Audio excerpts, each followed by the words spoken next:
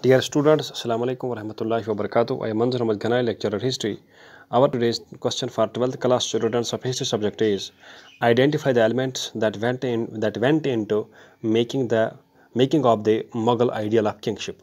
Dear students, in this question we have to discuss and explain the viewpoints, the notions, the perspectives and ideas of the people about the kings, how these people looked upon their kings, what was the idea of these people about their kings, how they perceived the kings, यानी लोगों की नज़र में बादशाहों की क्या क्या बादशाहों की इमेज क्या थी, बादशाहों को किस नज़र से देखते थे, उनके सामने बादशाह की पिक्चर और उनके स्टेटस क्या था, क्या आइडियल था, क्या असूल था उनके सामने. So that's why what we mean to understand what was the picture, what was the idea, what was the viewpoint of the king in the eyes of the common people.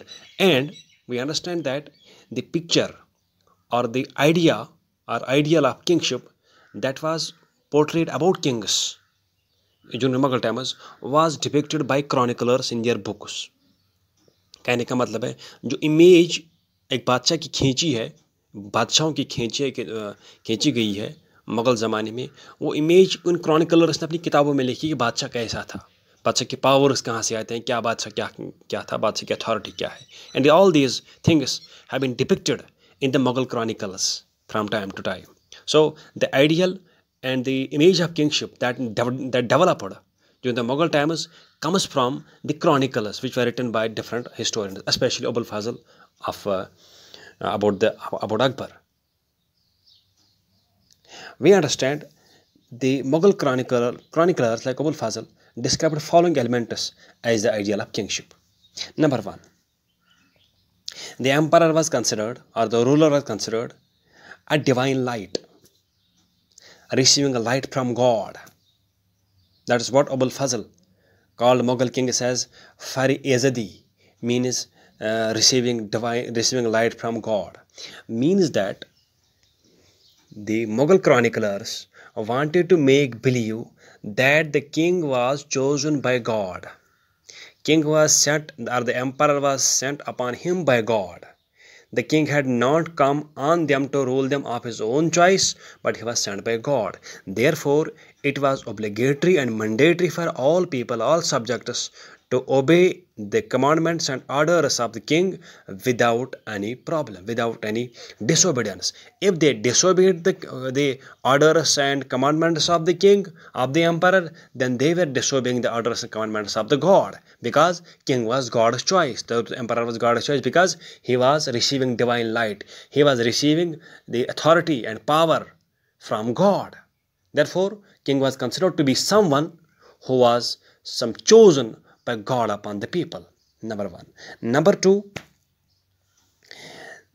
the policy of sulh-kul, that is peace with all, was considered to be one more ideal or principle of kingship under Mughals. Means that through this principle, that is peace with all, which was propounded by Akbar first of all, according to this principle, that Mughal rulers wanted to have cordial and friendly relations with each and every subjects, which and every people of his empire. Whether the people belonged to were Hindus, Muslims, they were high caste, they were low caste, they were high class, they were poor, they were rich or Muslim, king had equal respect and equal status for each and every subject in his empire. Next, the emperor was above all religious and ethnic groups.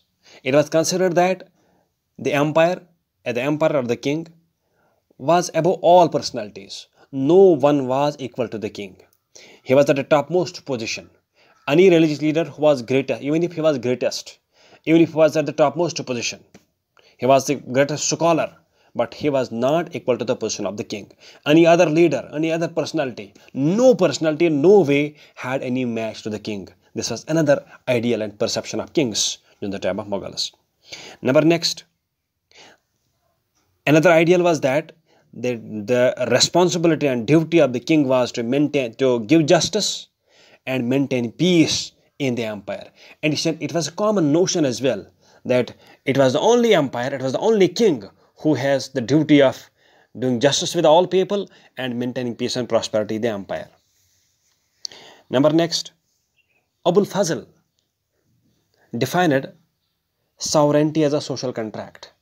Means that Abul Fazl believed that ruling over the subjects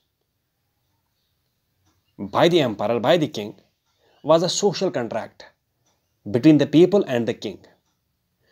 On the one hand, the emperor protected four elements of the subjects as per Abul Fazl, namely life means Jan, property means mal, honor means namus, and faith means deen.